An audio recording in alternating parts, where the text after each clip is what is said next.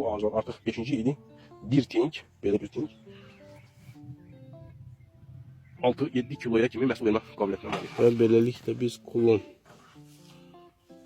budaqlar alırıq. Yəni bu ağacın bütün genetik informasiyalarını daşıyan eyni bir ağacı güclü kök sistemi ilə alırıq. Yəni burada məqsəd nədir? Burada məqsəd güclü kök sistemi və artıq meyvə vermə qabiliyyəti olan ağacları yaratmaqdır.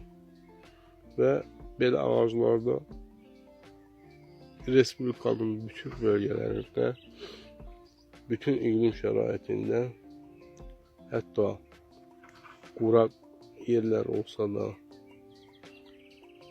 qumlu yerlər olsa da bitmə qabiliyyətinə malikdir. Tək ki, onun üçün biraz nəmlik yaransın. Bildiyimiz kimi fındıq ağacları torpağa o qədər tələbkar deyirlər. Bunlar dağ ətəyi zonalarda əkilə bilir, müxtəlif torpaqlarda əkilə bilir.